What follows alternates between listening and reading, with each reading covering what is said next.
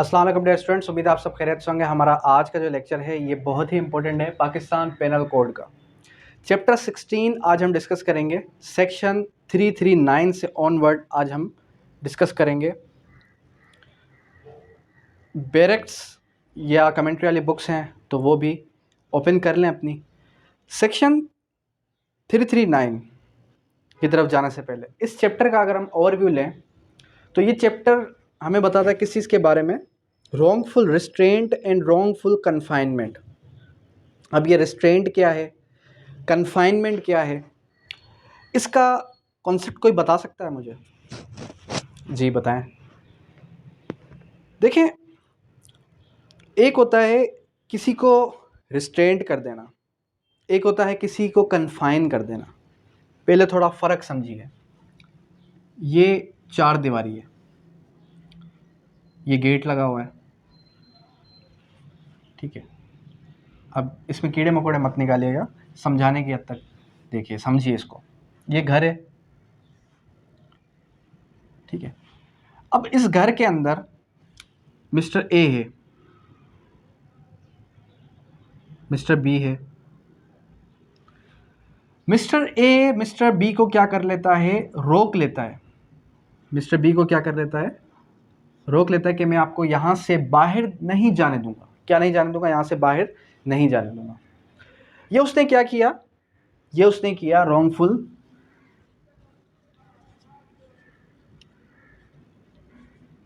Confinement.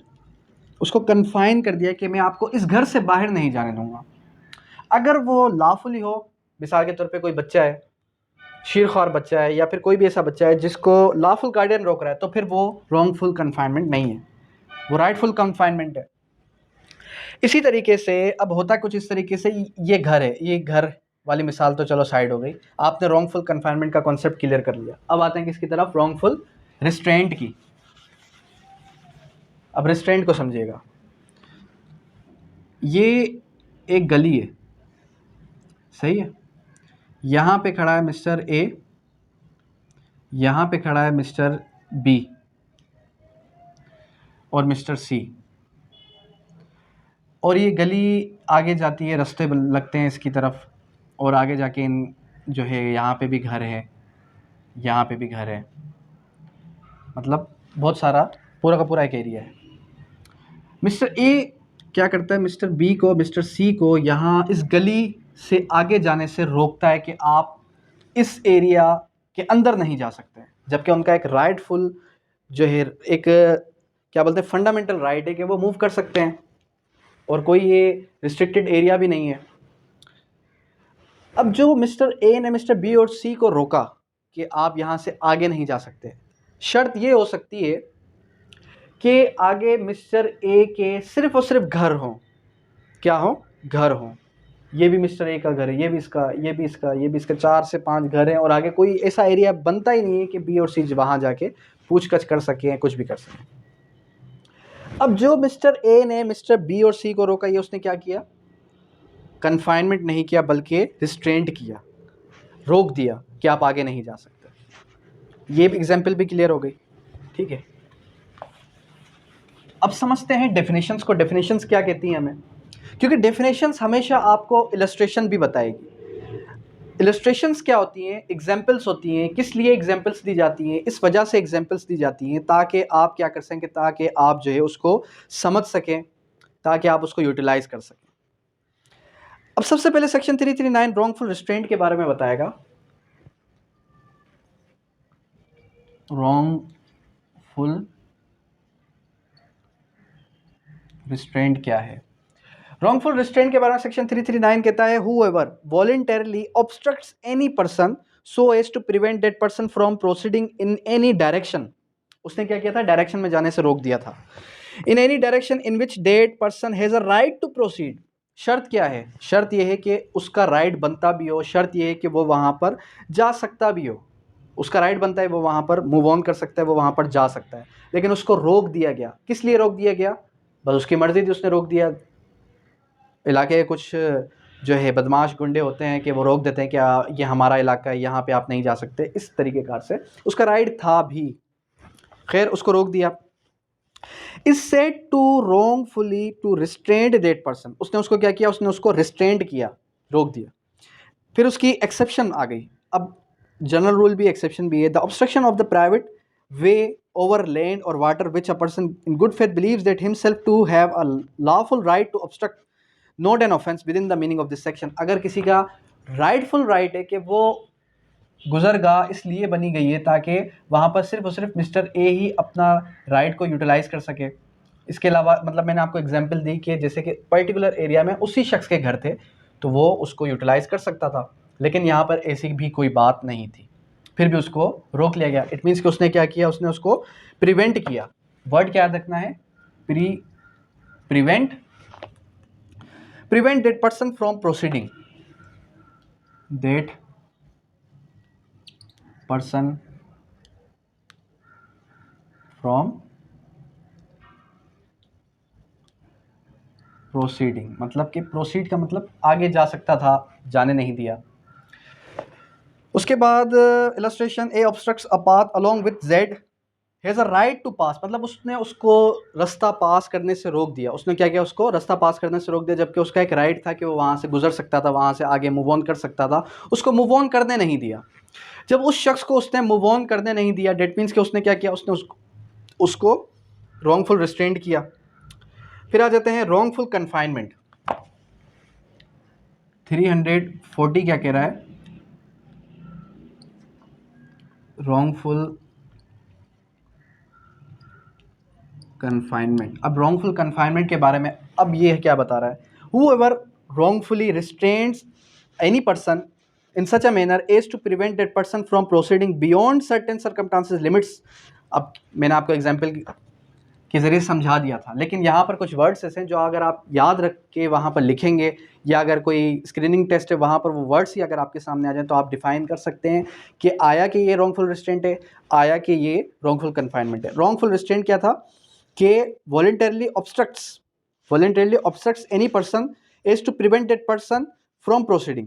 यहाँ पर क्या है, हुआ wrongful restraints, ऑब्स्ट्रक्ट आ जाए तो वो क्या हो जाएगा, रॉन्गफुल रिस्ट्रेंट हो जाएगा। अगर रिस्ट्रेंट का वर्ड, रॉन्गफुल रिस्ट्रेंट का वर्ड आ जाए तो वो क्या हो जाएगा, रॉन्गफुल कन्फाइनमेंट हो जाएगा। अक्सर स्टूडेंट्स क्या करते हैं, जहाँ पर देखते हैं whoever wrongful restraints का वर्ड है, इट मीन्स कि रॉन्गफुल रिस्ट्रेंट है। भाई पढ़ो तो सही इस पूरी डेफिनेशन को, तो देखो क्या कह रहा है, whoever wrongfully restrains any person in such a manner as to prevent that person from proceeding beyond certain circumstances। क्या किया, सर्कमस्टांसेस, मतलब उस पर्टिकुलर एरिया से बाहर निकलने से उसको रोक दिया, तो उसने क्या किया, उसने रॉन्गफुल कन्फाइनमेंट की। अब रॉन्गफुल रिस्ट्रेंट का वर्ड याद रखें। फिर सेकंड वर्ड क्या याद रखना है, फिर सेकंड वर्ड आपने याद रखना है बियॉन्ड सर्टेन सर्कमस्टांसेस।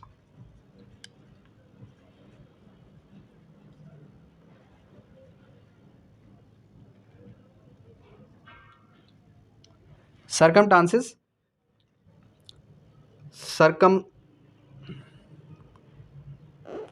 सर्कमस्टांसेस नहीं है, ये वर्ड जो है कुछ और है।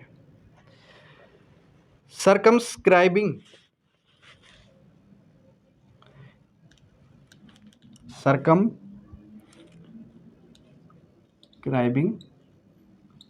लिमिट्स, मतलब इस लिमिट को उसने क्या कर दिया, इस लिमिट्स के बाहर जाने से, ये लिमिट है, इस पूरी लिमिट के बाहर जाने से उसको रोक दिया कि यहाँ से आप बाहर मूव ऑन नहीं कर सकते। ठीक है, तो ये क्या हो गया, ये हो गया आपका रॉन्गफुल कन्फाइनमेंट। अब इलस्ट्रेशन पढ़ते हैं। ए causes Z to go within the walled space। causes, ए काज करता है कि वो वहां से बाहर नहीं जा सकता। ही लॉक्स Z in, वो वहां से बाहर निकलता है और Z को उसके अंदर लॉक कर देता है। Z is thus prevented from proceeding in any direction beyond the line of wall। circumscribing line of wall, मतलब वो उस सर्कमस्क्राइबिंग से बाहर ही नहीं जा सकता, तो उसने क्या किया, उसको उस लिमिट की तरफ महदूद कर दिया। तो ये क्या हो गया आपका, ये हो गया आपका रॉन्गफुल कन्फाइनमेंट।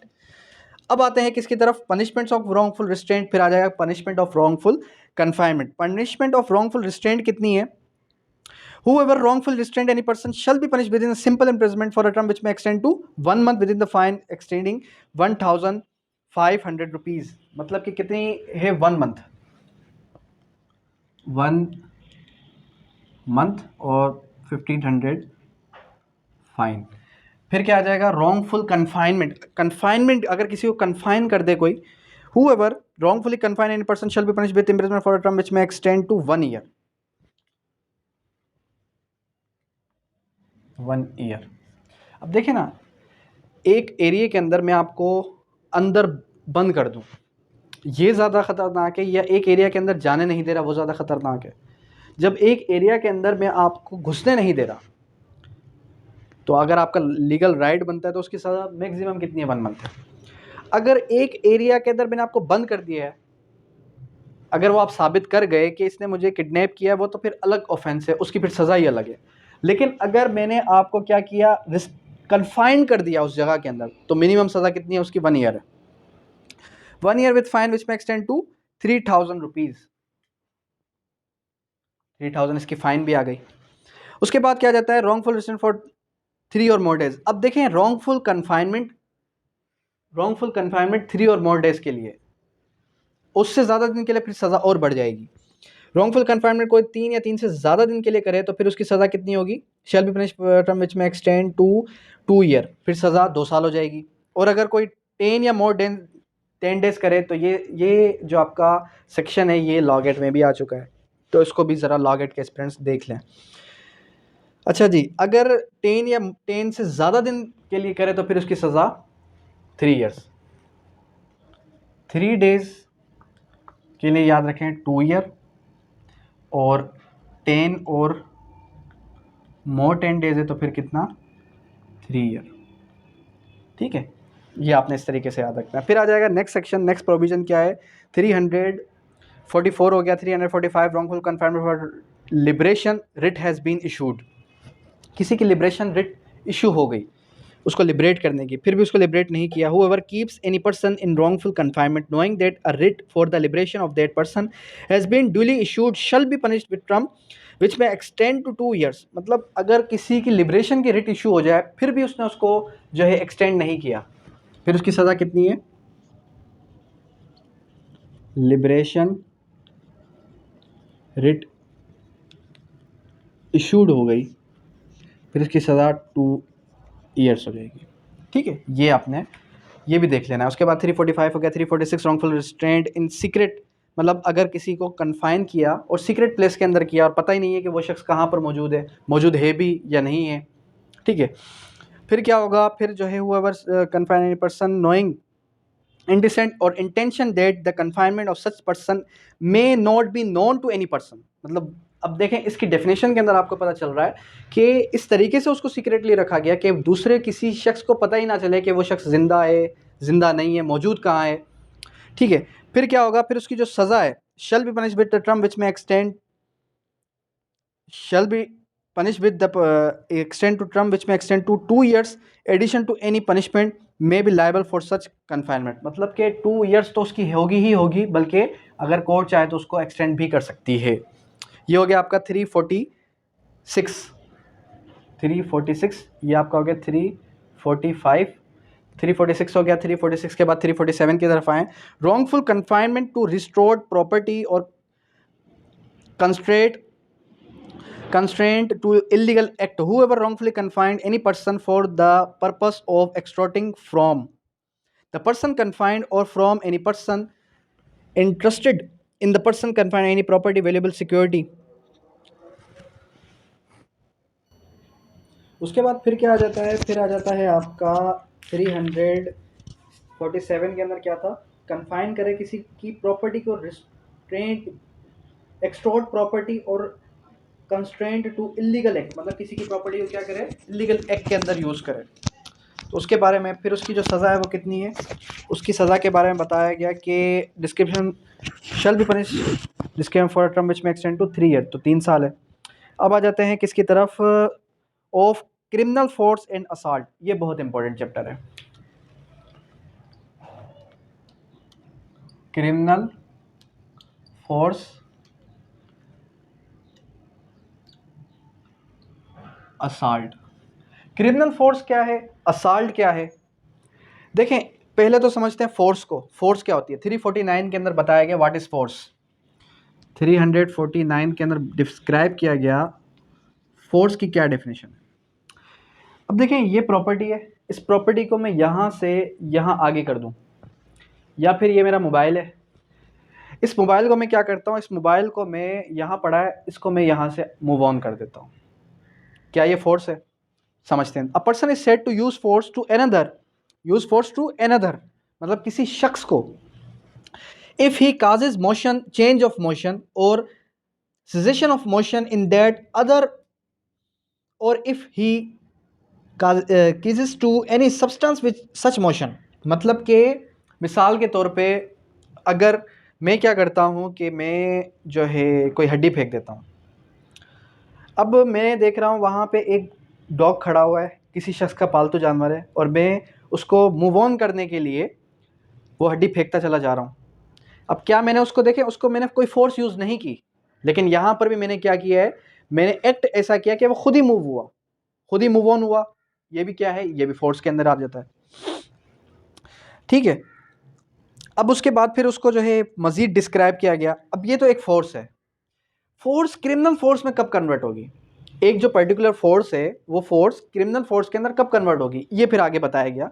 कह रहा है कि whoever intentionally uses force or in to any person without that person consent in order to the committing of any offense or intending by the use of such force or cause or knowing that to be likely dead that by the use of such force he will cause injury, fear, annoyance of the person to whom force is used said to criminal force that person। अब देखें, criminal force को हम convert करते हैं किसमें, criminal force में। एक force criminal force के अंदर तब कन्वर्ट होगी जब उसके इंग्रेडिएंट्स पूरे होंगे। क्या क्या इंग्रेडिएंट्स है उसके, इसके इंग्रेडिएंट्स कुछ हमें यूँ बता रहे हैं कि जब वो शख्स क्या हो जाए, जब वो शख्स उस फोर्स की वजह से फेयर में आए, उसको कोई इंजरी हो जाए, ठीक है, या फिर अनॉयंस हो जाए, और विदाउट दैट पर्सन कॉन्सेंट, उसकी कॉन्सेंट के बिना भी हो, क्या हो, सेकेंडली उसके कॉन्सेंट के बिना हो, उसकी कॉन्सेंट उसमें शामिल ना हो। अंडरस्टैंड? तो ये क्या हो गया, ये हो गया आपका क्रिमिनल फोर्स। फिर उसको इलस्ट्रेशन के अंदर मजीद डिस्क्राइब किया गया कि एक फोर्स आपकी क्रिमिनल फोर्स कब होगी। Just wait a minute.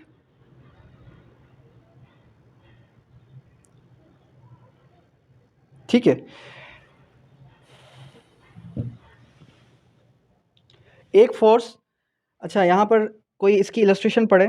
Z is riding in a chariot, A lashes Z's horse, A क्या करता है, उसके हॉर्स को लैशेस करता है, and thereby causes them to quicken their pace. Here A has causes change of motion to Z by inducing the animal of change their motion. मतलब वही बात आ गई एनिमल की जो मैंने आपको अभी एग्जाम्पल दी। तो उसने क्या किया, उसने चेंज ऑफ मोशन किया, उसने ऑफेंस कमिट किया क्रिमिनल फोर्स का। अब आते हैं किसकी तरफ, असाल्ट की तरफ।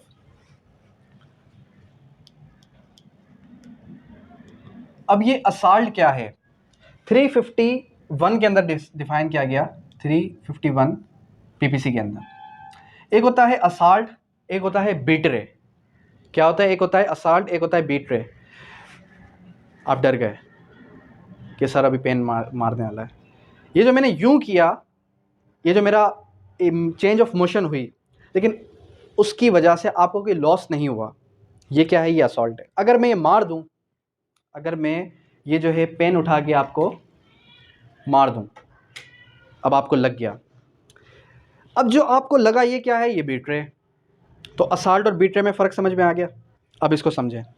Whoever makes any gesture, क्या किया, gesture or any preparation intending or knowing to be likely that such gesture or preparation will cause any person present or apprehend that he make that gesture or preparation it about to use criminal force to that person।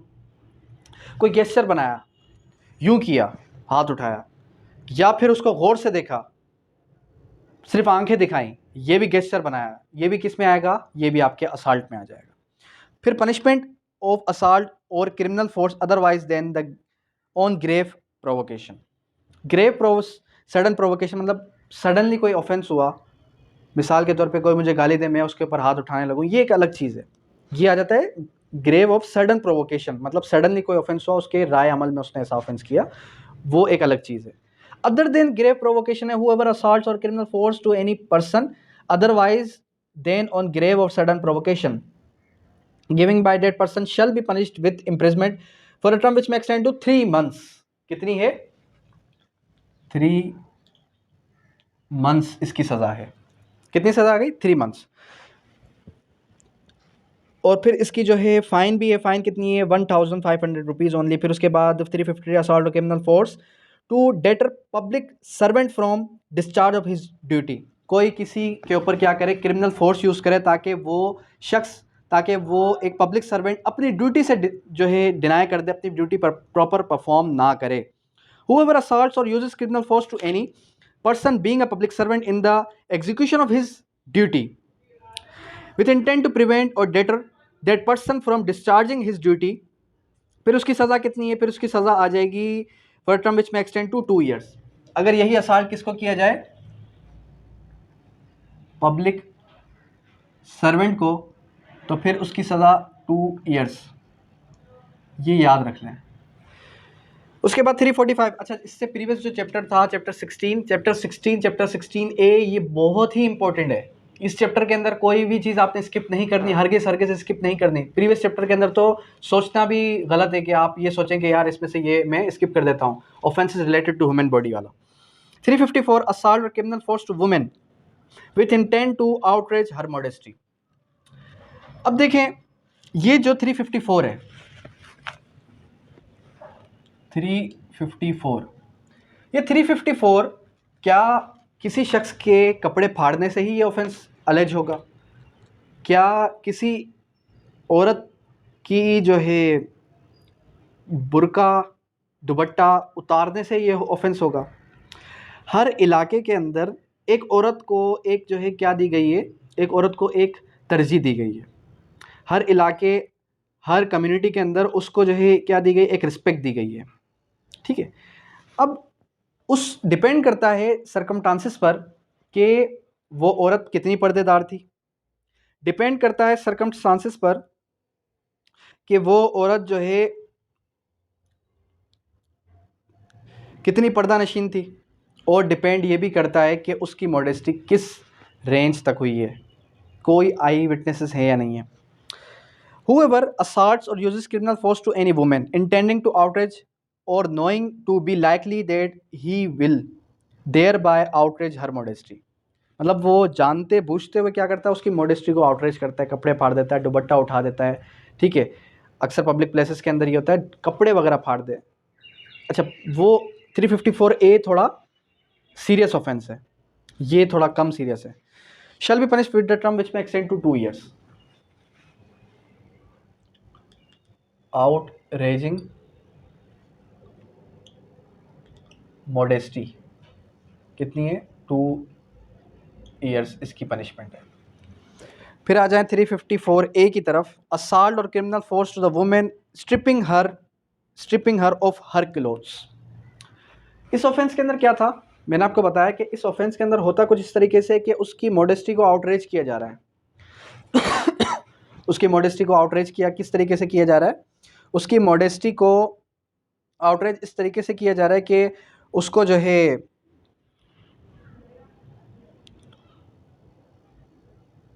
उसकी modesty को outrage इस तरीके से किया जा रहा है कि उसके कपड़े वगैरह उतारे नहीं हैं, उसके कपड़े फाड़ दिए, उसका दुपट्टा उतार दिया।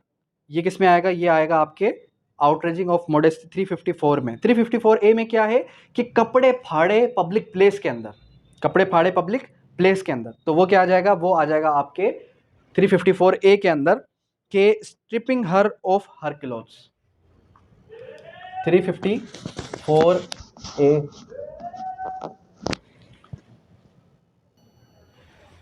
ठीक है, स्ट्रिपिंग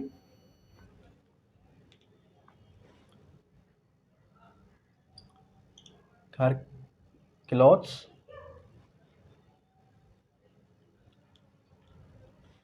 इन पब्लिक पब्लिक प्लेस के अंदर उसके क्लोथ्स को स्ट्रिप करना, उतारना, ठीक है। Expose her to public view shall be punish for death with imprisonment for life shall be liable to fine, ठीक है। इट मीन्स कि इसकी सज़ा कितनी है, डेथ सेंटेंस, लाइफ इम्प्रिजनमेंट, ये इसकी सज़ा है। फिर क्या आ जाता है, फिर आ जाता है आपका 356 असॉल्ट और criminal force to attempt commit theft और property carried by the person whoever assault और uses criminal force to any person in attempting to commit, मतलब असाल्ट करे या क्रिमिनल फोर्स यूज़ करे ताकि वो शख्स क्या करे, ताकि वो शख्स चोरी करे।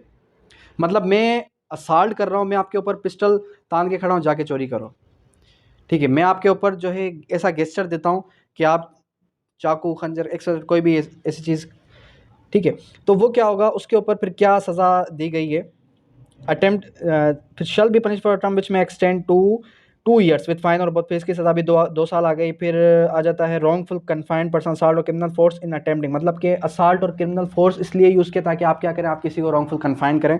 फिर उसकी सज़ा मुझे कितनी मिलेगी, उसकी सज़ा मुझे मिलेगी 3000 रुपये जुर्माना और जो है 1 साल सज़ा। फिर 358 असाल्ट और criminal force on grave provocation, sudden provocation पे असाल्ट या क्रिमिनल फोर्स यूज़ करे कोई शख्स तो फिर उसकी सज़ा 1 मंथ है। सडन प्रोवोकेशन किस तरीके से, सडन प्रोवोकेशन मतलब कि सडनली कोई शख्स मुझे गाली दे, कोई शख्स जो है मुझे इस तरीके के लफ्ज़ इस्तेमाल करे जिसकी वजह से मुझे बहुत ही गुस्सा आ जाए, इतना गुस्सा आ जाए कि मैं असाल्ट करने पे, उसको मारने पे मजबूर हो जाऊँ। फिर उसकी सज़ा कितनी है, उसकी सज़ा जो है 1 मंथ है। किडनैपिंग एंड अबडक्शन 359 से ऑनवर्ड स्टार्ट हो जाएगा। किडनैपिंग, एबडक्शन 359 क्या कहता है, किडनैपिंग को डिफाइन करता है। किडनैपिंग की 2 काइंड्स हैं, कितनी काइंड्स हैं, 2, फ्रॉम लॉफुल गार्डियन और फ्रॉम पाकिस्तान। एक बच्चा है जो कि 18 साल से कम है, उसको कोई शख्स क्या करता है, उसको कोई शख्स उठाता है और लॉफुल गार्डियन से दूर ले जाता है, वो क्या आ गया, फ्रॉम लॉफुल गार्डियनशिप। पाकिस्तान से किसी बच्चे को कोई बाहर ले जाए, अगवा कर रहे, तो वो क्या हो जाएगा, फ्रॉम किडनैपिंग फ्रॉम पाकिस्तान, ठीक है। अब आ जाते हैं किडनैपिंग फ्रॉम पाकिस्तान से अगर कोई करे, whoever conveys any person beyond the limits of Pakistan. अच्छा देखें, एक चीज़ आपने याद रखनी है कि किडनैपिंग हमेशा under the age of 18 years होती है। अगर वो above the age of 18 years है तो वो एबडक्शन में काउंट होगा। किडनैप दैट पर्सन, अगर कोई शख्स उसको पाकिस्तान से बाहर ले जाए, टेरिटरी के बाहर ले जाए, तो फिर वो जो है उसने क्या किया, उसने उसको किडनैप कर दिया। लेकिन यहाँ पर 360 के अंदर कोई एज डिफाइन नहीं है, कोई एज डिफाइन नहीं है। इट मीन्स कि किडनैपिंग फ्रॉम पाकिस्तान के अंदर मेजर शख्स भी आ सकता है, बूढ़ा भी आ सकता है, जवान, नौजवान सब आ सकते हैं। Kidnapping from lawful guardianship, whoever takes और entice entices any person under 14 years of age if a male or under 16 if a female of unsound mind, मतलब unsound mind है, keeping view lawful guardian such minor unsound mind, तो फिर उसने क्या किया, उसने उस lawful guardian से दूर किया। मीन्स एज कितनी याद रखनी है आपने, एज इसके लिए 14 अगर मेल है, 16 अगर फीमेल है, ऐसे ही है। दोबारा गो थ्रू करें, 16 years of age if a female, 16 years female के लिए, 14 ईयर्स मेल के लिए। अब आते हैं किसकी तरफ, अब आते हैं हम 362 की तरफ। एबडक्शन क्या है, whoever force compels any deceitful means any person to go from any place is said to abduct that person. उसने क्या किया, उसने उसको एबडक्ट करने की कोशिश की। एक शख्स ने एक शख्स को एक जगह से उठाया और दूसरी जगह ले गया। अच्छा, मिसाल के तौर पे अगर एक शख्स क्या करता है, एक शख्स है वो उसको जो है कोई टॉफ़ी देने के बहाने से, कोई चीज़ देने के बहाने से उसको बहलाता है, फुसलाता है और कहता है बेटा आप शाम को वहाँ आ जाना, तो वो भी किस में, वो भी किडनैपिंग में काउंट होगी। अगर above the age of 18 years है तो वो क्या हो जाएगा, वो हो जाएगा एबडक्शन, ठीक है। अब आ जाएगा 363 पनिशमेंट ऑफ किडनैपिंग। किडनैपिंग की पनिशमेंट कितनी है, whoever kidnaps any person from Pakistan lawful guardianship, lawful guardianship से बच्चे को किडनैप किया, ठीक है, या फिर पाकिस्तान से किसी भी शख्स को किडनैप किया तो फिर जो उसकी सज़ा है वो कितनी है, 7 years and shall liable to fine, 7 years, 7 years इसकी सज़ा है एंड लायबल टू फाइन। फिर आ जाएगा आपका 364 क्या कहता है, kidnapping abduction in order to murder, मतलब कि किडनैप किया है इस इरादे के साथ, उसके साथ क्या करना है, उसको मर्डर करना है। अगर इस इंटेंशन के साथ किया है तो फिर उसकी सज़ा बढ़ जाएगी। इसकी सज़ा कितनी हो जाएगी, इम्प्रिजमेंट फॉर लाइफ और rigorious imprisonment for a term which may extend to 10 years.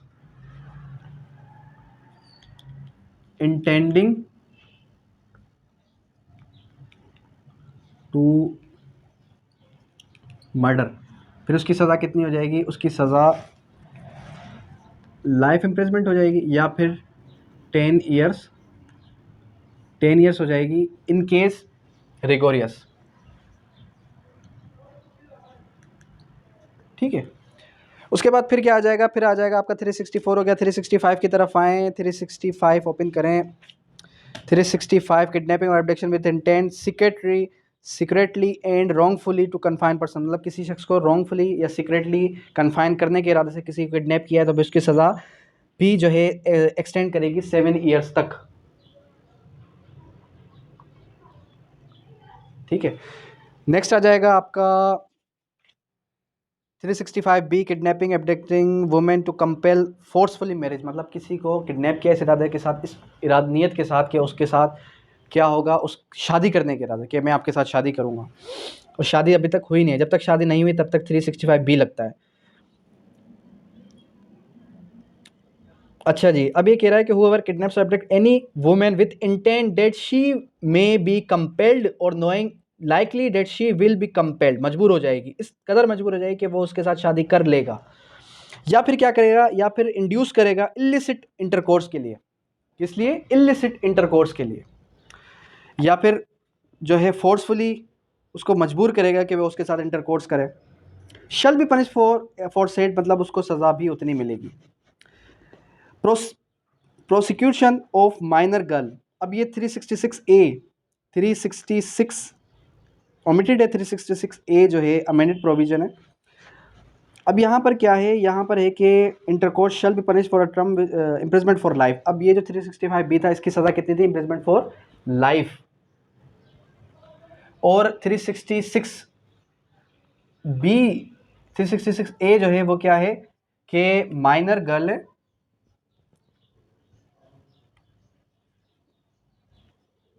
और उस माइनर गर्ल को क्या किया गया, उस माइनर गर्ल को जो है प्रोसिक्यूशन के लिए ख़रीदा बेचा गया। whoever by any means induces any minor girl under the age of 18 years from any place to go to do any act with intent to such girl may be or knowing that, अब यहाँ पर words आपने देखने हैं, कौन सा word कहाँ use हो रहा है, कौन सा वर्ड कहाँ यूज़ नहीं हो रहा। शी विल बी फोर्स और सीड्यूस्ड इलिसिट इंटरकोर्स, मतलब इसलिए मजबूर किया गया, उसको इस वजह से लाया गया कि वो जो है इलिसिट इंटरकोर्स करेगी। Shall be punish for the imprisonment which may extend to 10 years and shall also be liable to fine, मतलब उसको अभी तक इंटरकोर्स हुआ नहीं है, अभी तक उसको लाया गया है, इसलिए लाया गया ताकि उसको आगे जो है किसी के सामने पेश किया जाए, जो अक्सर ट्रैफिकिंग होती है। फिर 366B importing of girl from foreign country, Pakistan के बाहर से किसी लड़कियों को लाना, अगर कोई ऐसा ऑफेंस करता है तो उसकी सज़ा कितनी है, 10 साल, और फिर फ़ाइन भी बहुत कम है, 10 साल। 367 kidnapping abduction in order to subject person to grievous hurt, मतलब इसलिए उसको किडनैप किया गया और उसको जो है तकलीफ़ें दी, उसको जो है मारा पीटा इस इंटेंशन के साथ, तो फिर उसकी सज़ा भी 10 साल तक एक्सटेंड करेगी। फिर आ जाता है most important, trafficking of human body की ट्रैफिकिंग। अच्छा, पाकिस्तान के अंदर एक चीज़ देखें कि पाकिस्तान के अंदर जो है ऑर्गन्स की ट्रैफिकिंग ऑफेंस नहीं है।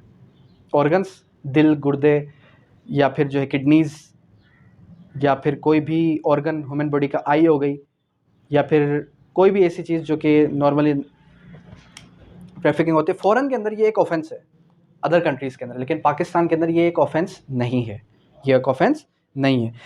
अगर होता तो यहाँ पे भी ज़रूर मेंशन होता। whoever involves himself in human trafficking shall be punished with imprisonment for a term which may extend not less than 5 years and extend to 7 years, मतलब कम से कम सज़ा 5 साल है और फिर एक्सटेंड कर सकती है वो 7 साल तक।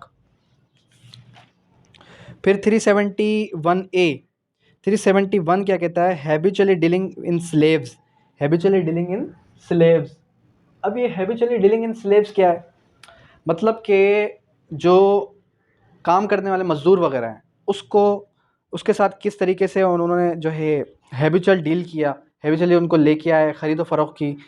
हूएवर हैबिचुअली इंपोर्ट्स, मतलब एक शख्स हैबिचुअल है, हैबिचुअल क्रिमिनल है। किस चीज़ का क्रिमिनल है? इस चीज़ का क्रिमिनल है कि उसने लोगों को वो इंपोर्ट करता है, अपने पास लेके आता है और वो आगे सेल आउट करता है, या फिर वो इसलिए लेके आता है ताकि वो उसको जो है उससे कोई भी काम करवा सके, उस काम के बदले में उसको मुआवजा मिले, लेकिन मुआवजा ऐसा मिले उसको 1 लाख, 20,000 उसको दे रहे हैं, 80,000 खुद रख रहे हैं, इस तरीके कार से। इसलिए उसको सेल और बाय किया, ट्रैफिकिंग की, तो उसकी जो सज़ा है वो कितनी है? 10 years and shall also be liable to fine. 370 और 371। फिर आ जाएगा आपका 374 इंपॉर्टेंट है, unlawful compulsory labour. Unlawful compulsory labour 374 PPC. 374 PPC के अंदर क्या बता रहा है कि whoever unlawfully compel any person to labour against the will of that person, मतलब उसको काम करने पे मजबूर किया उसकी मर्जी के बिना, shall be punished with imprisonment for a term which may extend to 5 years with fine or both। ठीक है, फिर उसके बाद सब क्लास 2 के अंदर क्या है? whoever compels prisoner of war और protected person, या फिर कोई prisoner of war है या फिर कोई protected person है, उसको सर्व किए armed forces Pakistan, shall be punished with imprisonment for a term which may extend to 1 year। अब यहाँ पर क्या है देखें, ये सब क्लास 2 क्या कह रहा है? whoever compels, कोई शख्स किसी को मजबूर करे, किस लिए मजबूर करे? ताकि वो प्रिजनर ऑफ वार, क्या चीज़ है? प्रिजनर्स ऑफ वार और अ प्रोटेक्टेड पर्सन, या फिर कोई प्रोटेक्टेड पर्सन है, टू सर्व, उसको सर्व करे। क्या चीज़ सर्व करे? असलहा सर्व करे, तो उसकी सज़ा फिर कम है, उसकी सज़ा 1 साल है। अब नेक्स्ट चैप्टर स्टार्ट हो जाता है रेप का। अब ये जो रेप है, इस रेप की डेफिनेशन प्रॉपर चेंज हो गई। 375 पीपीसी में उसकी डेफिनेशन है, 376 के अंदर उसकी पनिशमेंट है, फिर 377 के अंदर सोडोमी है, अननेचुरल लस्ट।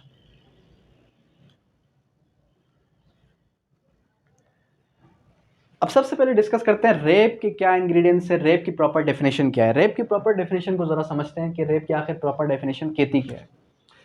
देखें 375 को ज़रा गो थ्रू करें। A person is said to commit a rape. ए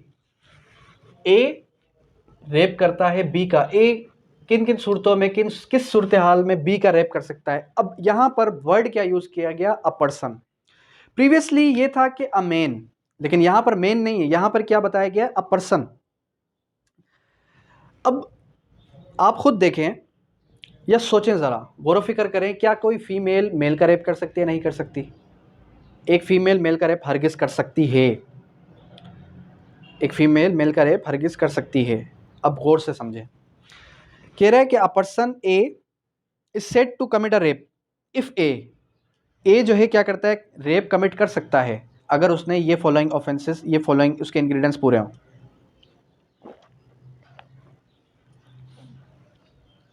कौन कौन से इंग्रेडिएंट्स हैं?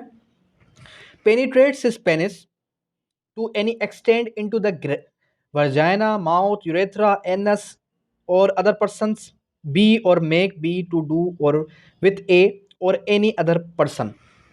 अब देखें, ज़रा समझें इस चीज़ को कि पहले जो ओरल सेक्स है, पहले जो ओरल सेक्स है वो रेप के जुमरे में नहीं आता था, लेकिन अब प्रॉपर डिफाइन कर दिया गया, वर्ड्स को खोल दिया गया, प्रॉपर मेडिकल टर्म्स यूज कर दी गई कि अगर कोई शख्स ऐसा भी करे, ऐसा भी करे, ऐसा भी करे, इस तरीके से करे, उस तरीके से करे, तो भी वो रेप की डेफिनेशन में फॉल करेगा। पेनिट्रेट करे, प्रॉपर इंटरकोर्स करे, तो वो तो रेप है ही है। इससे हट के अगर कोई ओरल सेक्स करे, वर्ड्स जो यूज़ किए गए ये अगर आप डेफिनेशंस इसके अंदर वर्ड्स खुद से पढ़ेंगे तो आपको क्लियर हो जाएंगे, कोई हार्ड वर्ड्स यूज़ नहीं किए गए। फिर सेकेंडली क्या कहता है? Inserts to any extend any object. Object का मतलब क्या है? ऑब्जेक्ट का मतलब ये जो मूवीज़ के अंदर दिखाया गया, ये जो इंग्लिश मूवीज़ के अंदर जो लोगों का दिमाग ख़राब किया गया, इस कदर दिमाग ख़राब किया गया कि लोग कहते हैं अच्छा ये ऐसा भी हो सकता है। मतलब अननेचुरल तरीके से किसी ऑब्जेक्ट को जो है किसी बॉडी के पार्ट के अंदर एक्सटेंड किया गया इनटू वर्जाइना या यूरेथ्रा, तो फिर वो भी क्या है, वो भी रेप के ज़ुमरे में आएगा। फिर उसके बाद जो है ये सारी चीज़ें, ये ए बी सी डी के अंदर इन्होंने प्रॉपर डिफाइन कर दिया, भाई ऐसे ऐसे ऐसे ऐसे किया तो फिर ये सब का सब रेप है। लेकिन अब क्या अगर कोई शख्स किसी की मर्ज़ी के बिना रेप करे, किसी की मर्ज़ी के बिना इंटरकोर्स करे, लेकिन उसकी ख्वाहिश उसमें ना हो? अब ख्वाहिश में और मर्ज़ी में बड़ा फ़र्क है। देखें, मैं अपनी मर्ज़ी से, अपनी ख्वाहिश से आपको पढ़ा रहा हूँ। मेरी ख्वाहिश है कि मैं स्टूडेंट्स को पढ़ाऊँ। अब कोई मुझे फोर्सली यहाँ पे पिस्टल तान के खड़ा हो जाए तो क्या ऑनलाइन स्टूडेंट्स को पता चलेगा कि सर के ऊपर कोई पिस्टल है, इस वजह से सर हमें जो है प्रेशर में पढ़ा रहे हैं? नहीं पता चलेगा। अब देखें, मर्ज़ी क्या है? मर्ज़ी फोर्सली भी किसी से ली जा सकती है, ख्वाहिश फोर्सली किसी से नहीं ली जा सकती। ख्वाहिश दोनों की ख्वाहिश है, ए और बी दोनों की ख्वाहिश है, वो इंटरकोर्स करते हैं तो वो रेप के ज़ुमरे में नहीं आएगा। अगर रेप के ज़ुमरे में आता है तो फिर वो किस में, हुदूद लॉ में चला जाएगा। लेकिन यहाँ पर क्या है, यहाँ पर है कि अगर ख्वाहिश भी, ख्वाहिश नहीं है लेकिन मर्ज़ी है। अब मर्ज़ी डिपेंड करता है कि वो उसकी मर्ज़ी जो है कंपेल, मजबूरी की वजह से ली गई है, ठीक है, तो फिर वो भी रेप में आएगा। खैर आगे पढ़ते हैं। फर्स्टली अगेंस्ट बीज विल। विल का मतलब क्या होता है? कॉन्सेंट का मतलब क्या होता है? विल ख्वाहिश, कॉन्सेंट मतलब राज़ी। Thirdly, B's consent which has been obtained by putting B's in favor, interested, fear of death or hurt। मतलब इस तरीके से consent ली गई, उसकी मर्जी इसलिए ली गई ताकि उसको मार दिया जाए। मतलब गन पॉइंट पे उसके साथ रेप किया गया, उसके साथ ज़्यादती की गई। Fourthly, with B's consent when at the time of giving such consent by reason of unsoundness of mind, intoxication, A is personally through another any wholesome substance, B is unable to understand the nature of consequences that B is gives consent। मतलब कि वो नशे की हालत में, intoxication में हो, या फिर कोई भी ऐसी चीज़ उसको दे दी गई कि वो होश में नहीं है और उसने अपनी कंसेंट दे दी, तो डेफिनेटली ये क्या होगा, ये भी रेप के ज़ुमरे में आएगा। फिर with B, when B is unable to communicate consent, जब बी को पता ही ना हो कि कंसेंट क्या होती है, मतलब बी माइनर भी हो सकता है, उसको यही ना पता हो कि रेप क्या होती है, तो ये भी किस में आएगा, ये भी रेप में आएगा। फर्दर एक्सप्लेन किया गया, ये एक्सप्लेनेशन आप पढ़ लीजिएगा। यहाँ से सवाल आ भी सकता है, नहीं भी आ सकता। उसके बाद पनिशमेंट ऑफ रेप कितनी है? पनिशमेंट ऑफ रेप जो है वो कितनी है? 10 साल से कम नहीं होगी और मैक्सिमम 25 ईयर्स होगी, ठीक है। अगर कोई शख्स विक्टिम ऑफ रेप की आइडेंटिटी को डिस्क्लोज़ करेगा, उसको भी सज़ा अलग से दी जाएगी। उसको सज़ा फिर जो है कितनी दी जाएगी, विच में एक्सटेंड टू 3 ईयर्स, ठीक है। Unnatural lust, unnatural offenses whenever voluntarily carnal intercourse against the order of nature with any man, woman, animal। carnal intercourse यानी कि अगर कोई शख्स अननेचुरल तरीके से, जो एक प्रोसेस है उस प्रोसेस से हट के अननेचुरल तरीके से बैक साइड से अगर किसी को साथ इंटरकोर्स करे जो कि अननेचुरल है, किसी मेल के साथ, किसी वुमेन के साथ या किसी एनिमल के साथ, तो वो अननेचुरल लस्ट में आएगा। वो किस में आएगा? वो 377 में फॉल करेगा। फिर उसकी जो सज़ा दी गई, उसकी सज़ा फिर दी गई 10 ईयर्स, 10 साल से ज़्यादा होगी और 2 साल से कम नहीं होगी, ठीक है। फिर सेक्सुअल अब्यूज़ के बारे में बताया गया। कोई एम्प्लॉइज़ है जो कि सेक्सुअल अब्यूज़ का शिकार होती हैं, जो कि वर्क प्लेसेस पे सेक्सुअल अब्यूज़ का शिकार होती हैं कि आप काम करें। whenever whoever employees uses forces, induces, entices any person to encourage in and assist any other person, encourage, founding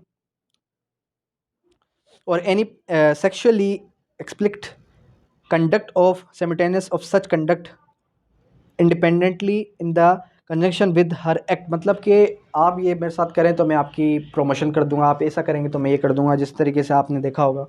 अगर ऐसा कोई करे तो उसकी सज़ा कितने, not less than 14 years and extend to 25 years. 14 साल से लेके 25 साल तक की सज़ा दी जा सकती है। किसकी सज़ा? सेक्सुअल अब्यूज़ की। सेक्सुअल अब्यूज़ जो कि हमारे माशरे का एक बहुत ही बड़ा हिस्सा बन चुका है। ठीक है। अच्छा, जो अक्सर आपने वर्ड सुना होगा ठरकी का, कि अक्सर जो मेल है वो किसी को टच करते हैं, किस तरीके से टच करते हैं, फीमेल को इस तरीके से टच करते हैं कि फीमेल को महसूस हो जाए कि ये बेड टच के अंदर काउंट हो रहा है, तो वो उसकी सज़ा भी सेक्सुअल अब्यूज़ के अंदर डिफ़ाइन कर दी गई कि अगर कोई ऐसा करे तो वो भी, उसको भी यही इतनी ही सज़ा मिलेगी। ठीक है। सेकेंडली, एक फ़ीमेल को कैसा होना चाहिए? औरत को माशरे के अंदर हमेशा कमज़ोर समझा गया, लेकिन एक औरत बहादुर, निडर और ब्रेव बन सकती है अगर वो ख़ुद को औरत भूल जाए कि वो एक औरत है। इस माशरे के अंदर औरत का घर से बाहर निकलना बहुत ही जो है, औरत बहुत ज़्यादा मजबूर होती है, जिस वजह से वो बाहर जाके अपनी रोज़ी रोटी करती है। और मर्द हजरात इस कदर उसको इस निगाहों से देखते हैं कि वो औरत मजबूर हो जाती है, किस लिए? कि या तो वो काम करना छोड़ दे या तो फिर वो इल्लीगल एक्टिविटी के अंदर आ जाए। खैर, वक्त नहीं है इतना कि मैं इस टॉपिक के ऊपर डिटेल डिस्कस करूं, कभी मौका मिला तो डिटेल भी डिस्कस करूंगा। ऐसे भी रेप के केसेस आए जिसके अंदर हमें ये देखने को मिला कि नाउज़ुबिल्लाह सगे जो है चाचे ने, सगे ब्लड रिलेटिव ने उसके साथ रेप किया। ठीक है। तो ऐसे कई सारे इंसिडेंट्स, ऐसे कई सारे केसेस आपको प्रैक्टिकल लाइफ के अंदर, जब आप प्रैक्टिस के अंदर आएंगे तो आपको देखने को मिलेंगे भी और आप प्रैक्टिस भी करेंगे। लेकिन कभी भी गलती से भी अक्यूज़्ड की हेल्प नहीं करनी, गलती से भी अक्यूज़्ड की साइड से खड़े मत होना। चाहे आपको लाखों रुपए मिल रहे हैं, लाखों रुपए कब तक खा लेंगे जब तक ज़िंदा है, या वो मैं कहता हूँ उसमें बरकत नहीं होगी, थोड़े अरसे के लिए होगी, उसके बाद एंड हो जाएंगे पैसे। लेकिन मयार बनाना है अपना। ठीक है। अब यहाँ तक कोई क्वेरी है तो आप पूछें।